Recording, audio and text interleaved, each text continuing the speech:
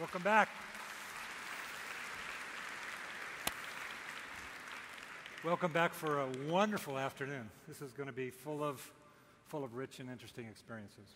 To start it off, I'm going to introduce you to a person I've known for a few years who has been the backbone, one of the foundation people who has revolutionized India with technology. Most of us know this technology revolution. This is, if I was going to pick one person, this is the man. He is the advisor to the Prime Minister. He holds many positions, including with the UN. He's an inventor. He holds over 100 patents. Well, I can go on and on about Sam Pitroda. Sam, why don't you come out? It's better. He's a great guy.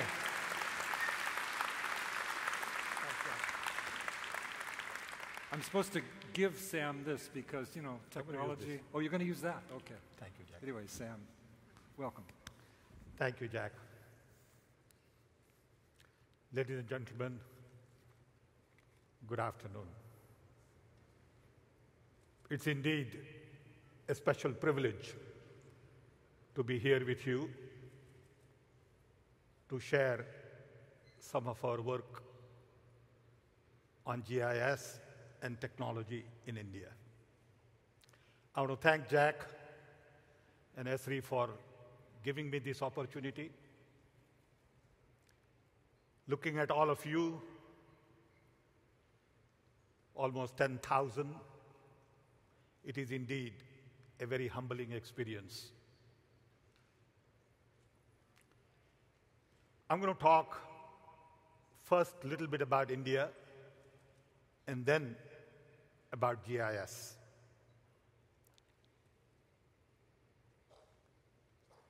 India is a very complex country,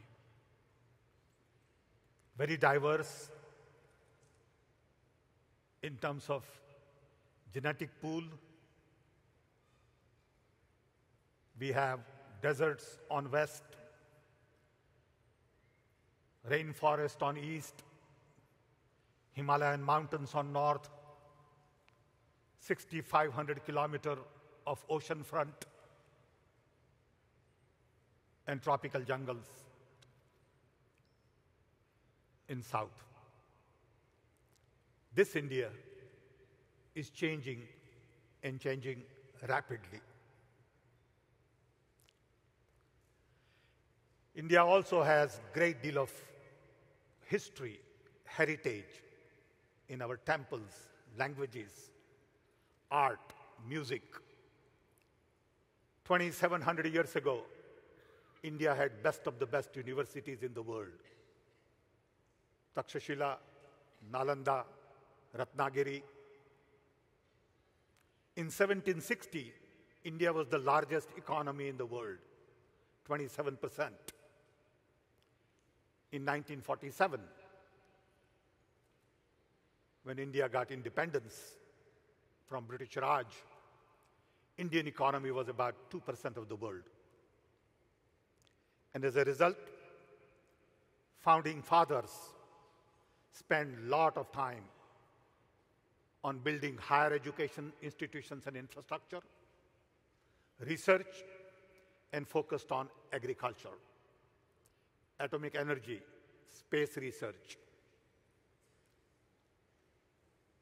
medical research, agricultural institutions, IITs for technology, IIMs for management.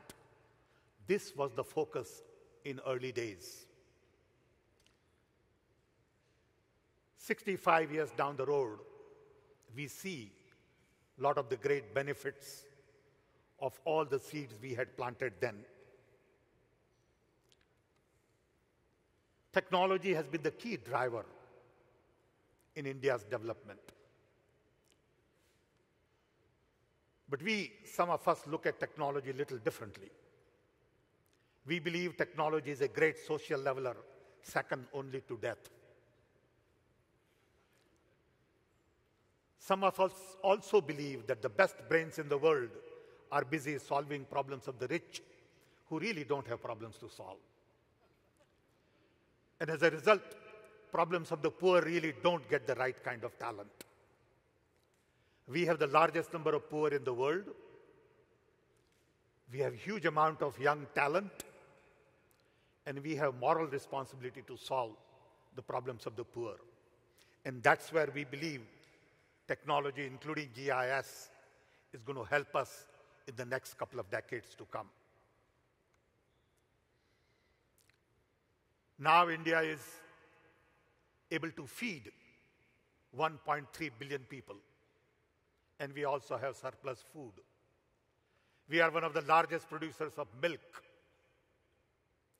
I started my work in India after having spent about 2 decades in US on telecom in early 80s. Then we had 2 million telephones for 750 million people. Just in a short span of 20 years, India is a nation of connected billion. We have 900 million telephones. And the key is to take this connectivity forward. India has been growing at the rate of 8% for the last 7-8 years, leaving aside last year and a half.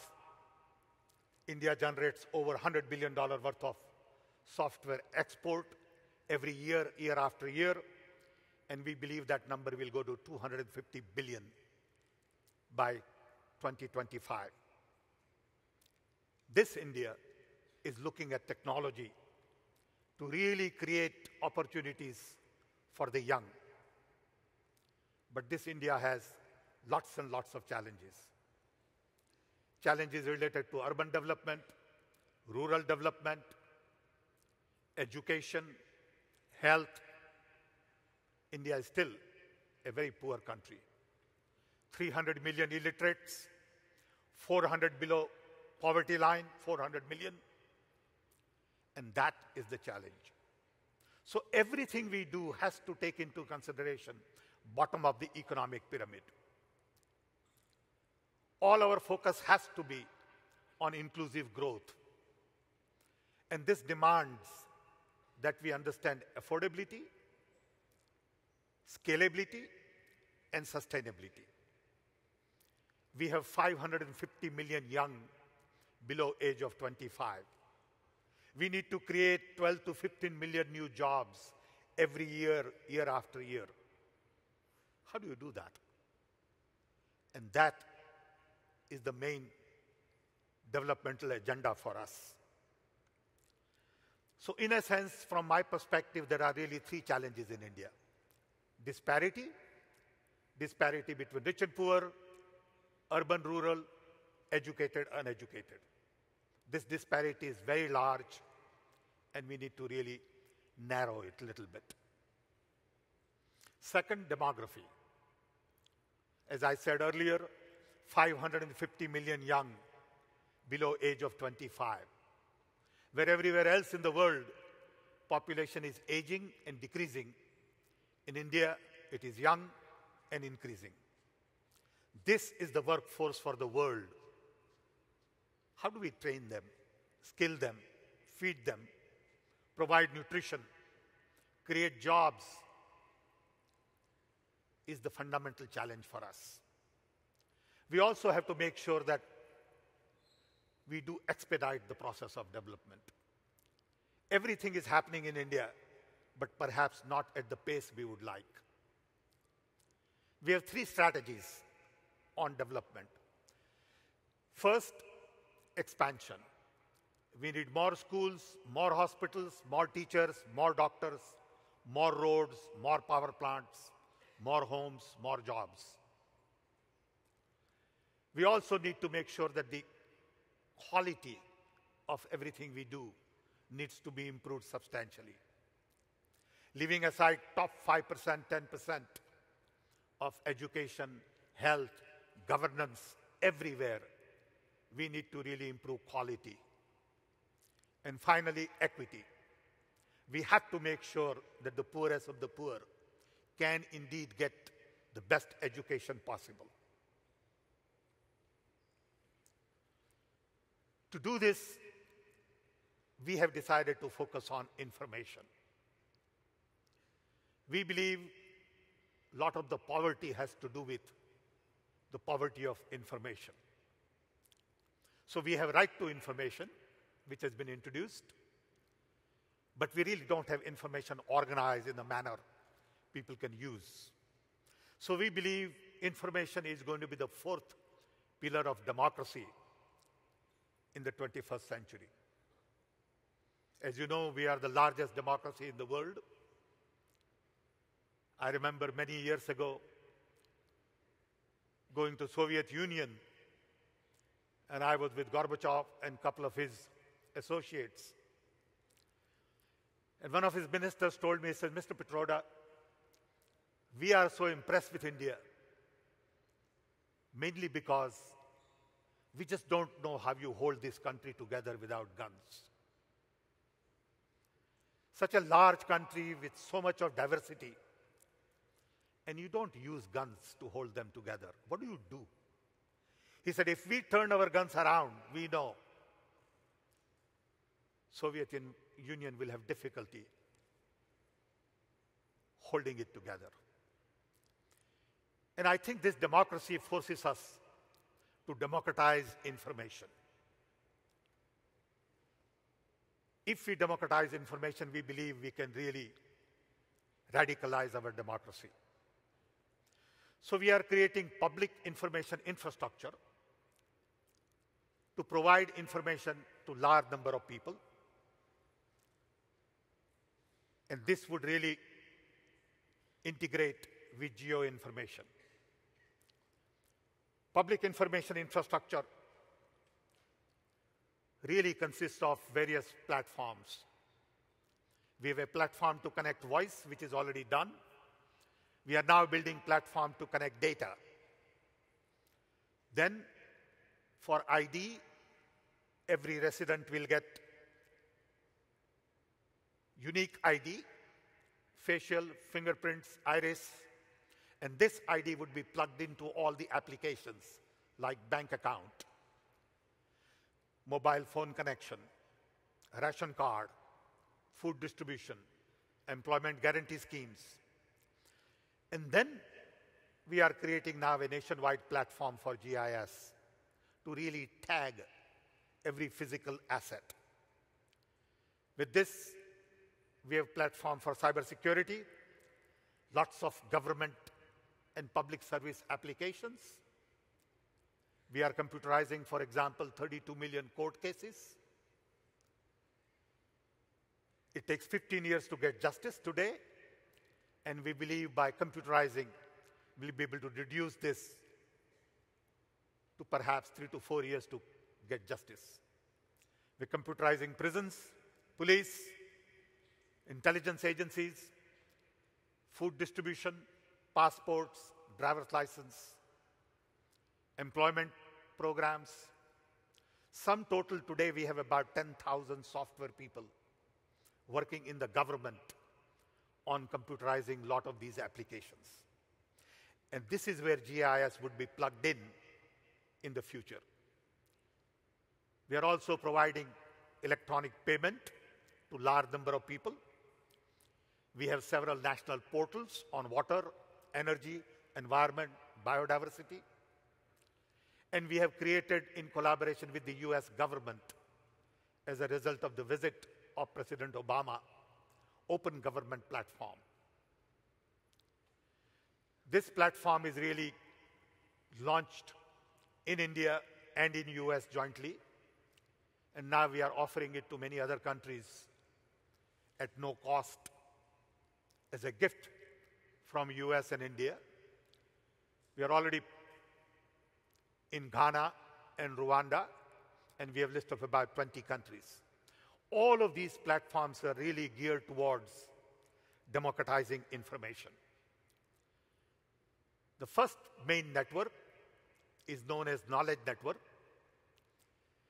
It really has 1,500 nodes with 40 gigabit bandwidth to connect all our universities, all our libraries, all our R&D institutions to improve collaboration and share resources. This network is already built, and it cost us about $2 billion. The next network is all about connecting 250,000 local governments to optical fiber. This is going to cost us about $7 billion. We believe in next 18 months to 12 maybe 24 months, this network would be operational. It will connect all the way up to panchayat or villages. And this will allow us to really re-engineer a lot of our processes. Education system will help us in agriculture, health, and delivery of public services. This has to really tie into our vision of empowerment. Our goal is to really empower a billion people through knowledge, information. And this is where GIS, we believe, will play an important role. We have state level, local governments who control a lot of the information, and we also have federal government with huge amount of information. So we need to work hand in hand with state as well as federal governments. We have been working with GIS for the last 20 years, on and off. We have used GIS in bits and pieces for many of these activities on energy, transport, farming, and many other areas. We use GIS for disaster management, many of the government projects. But now we need to really extend benefits and create a platform to link up with all of the other activities. So our real vision is to have new information regime supporting good governance, good public service, sustainable development, and ultimately empowering billion people. So the value proposition for us relates to geotagging all the assets, like the UID for the residents, planning and monitoring of government funds and programs and resources, transparency in the government, because we do believe that information brings about openness, accessibility, connectivity, networking, democratization, decentralization, and as a result, generational transformation. All our citizen-centric services would be plugged into GIS. And we really need to focus not only on citizen services, also on enterprise applications, government applications. And as a result, GIS platform will have infrastructure, asset, portal, a national portal, and we need to build human capacity. Like in telecom in early 80s, we started with training 1,000 engineers in digital communication. Then we took 1,000 more and trained them on high-speed computing. And that gave us the platform and resource to build software industry.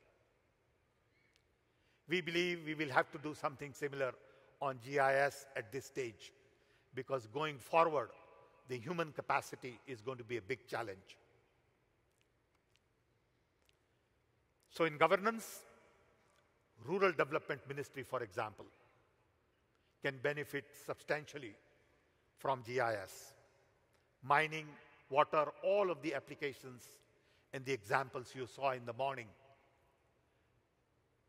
give us more confidence to really build these applications in the near future to help us in managing our resources, improving productivity, increasing efficiency.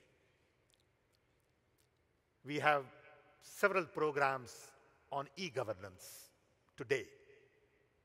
Besides computerizing courts, there are special programs on e-governance which also would need plug-in to GIS services.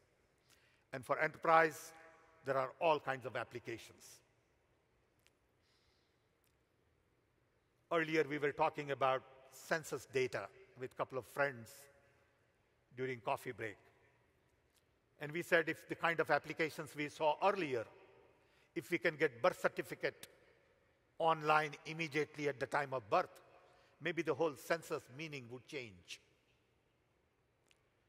We have launched our own satellite for imaging. We have lots and lots of different groups working on a variety of applications today in agriculture, land management, health services, and the idea is to bring all of these together. When we started looking at this 3 years ago, we realized that we have almost 10 different maps in the country. Everyone has their own map. Water department map is different from revenue department, is very different from telecom, gas authority. Each one has their own boundaries. And to get everyone to come together on a platform to agree to a common map took us almost a year and a half. Information is power nobody wants to share.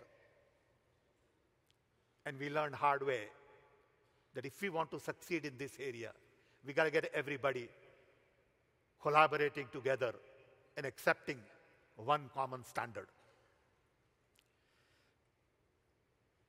These are some of the national assets and some of the state level assets. All of these assets will have to seamlessly work together. And it's not very easy to work with different states. We have around 30 different states, 15 different languages. Some of our states have 200 million people, like a country.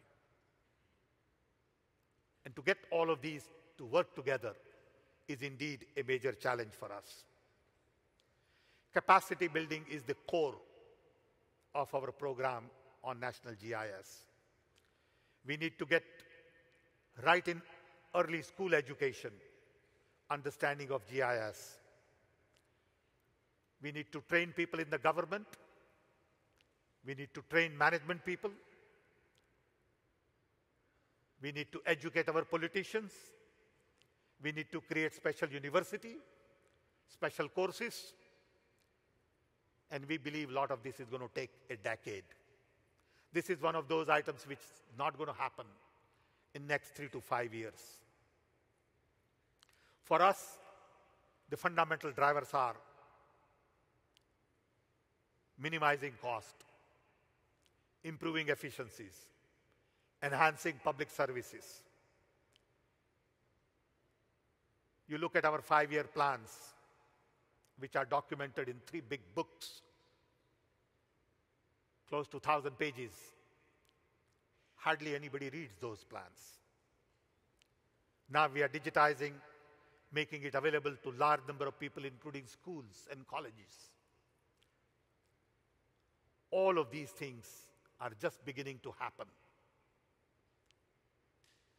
The key at this stage is connectivity, access, organizations, policies, and we do realize that we need special organization for GIS. We need special policy framework for GIS, and we do need focus on innovations. So National GIS Agency will look at capacity building, policies, manage portal, create infrastructure, provide services, and manage assets. It will also tie in with a lot of the other agencies, like remote sensing, aerial survey, National Organization for Maps. All of this work has just started. What do we hope to achieve from all of this? We do believe that information would improve transparency, accountability, would address issues related to corruption, misunderstanding, waste of resources, and would make government more accountable. It will empower citizens. It will provide knowledge to a large number of people. And hopefully, because of the size of the country, we will be able to provide the kind of leadership that we need at all levels to integrate GIS into many government programs. These are some of the applications we are working on right now: land acquisition, wasteland development, water, agriculture, mining, and all of that. Planning does use GIS today. But at the end of the day, we really need Indian model of development. We believe the Western model based on consumption is just not scalable, sustainable, workable, desirable for India. We cannot have education at the cost of $30,000 a year tuition. It's just not scalable. We have to focus on affordability. Everything we do has to be affordable. I always give this example on telecom. I've been in telephone business for about 50 years.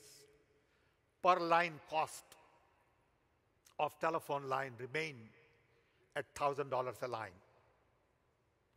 And as a result, it took us 110 years to get billion telephones in the world. Then came mobile telephony. Cost went from $1,000 to $500 a line, to 200 to 100, and it went to 80. All of a sudden, in 15 years, we had 6 billion more mobile phones. So everything we do in India has to keep in focus bottom of the economic pyramid and affordability. We do cataract surgery for $1.50. We do quadruple bypass for $2,000 as opposed to $20,000 or $50,000 or $70,000. All of these things require Indian model of development, Indian way of innovating. Innovating for the poor. And this is the challenge for all of us. These models don't exist anywhere else. Everyone is quick to look up to the US and the West for all kinds of solutions, which is great. But at the end of the day, if we can't change the cost model, it has no applications in India except for the top of the pyramid. Take, for example, auto.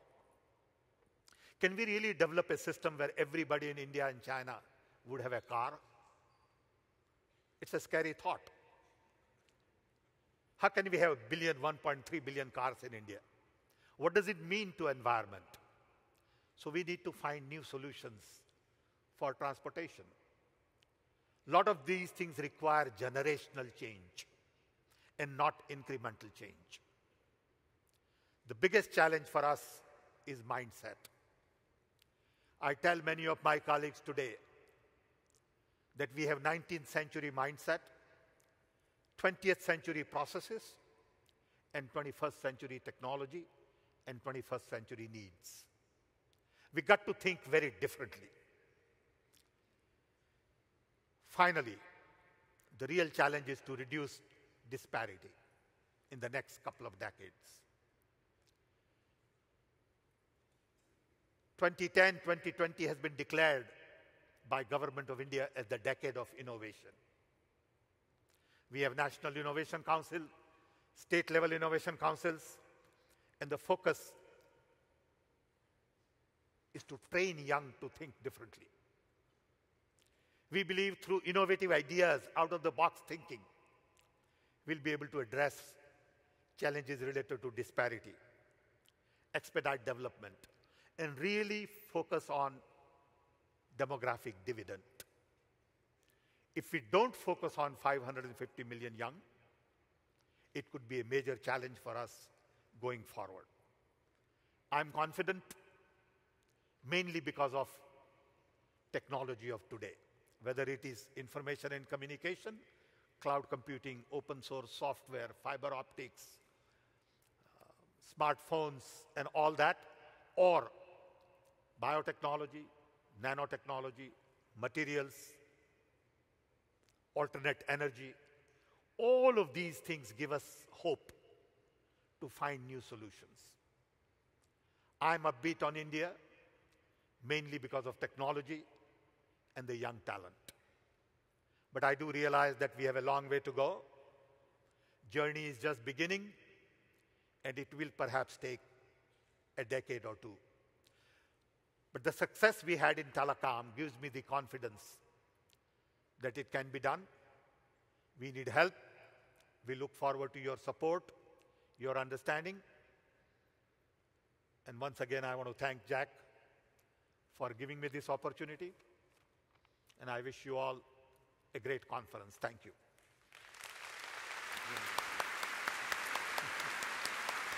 Wonderful. Thank you, Sam. Thank you very much. You You want me to come down?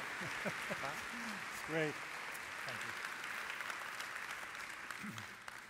Sam is one of the reasons why I have confidence about the future. This is leadership, isn't it? My God. Really. Sam, thank you. Thank you. My great pleasure to have you here. Thanks. Phew. Roger Tomlinson at lunch, we were talking, if we'd only met Sam 30 years ago, wasn't that your comment, Roger? It's great. It is the kind of leadership that we need for the future. It's the kind of leadership we need to turn it around.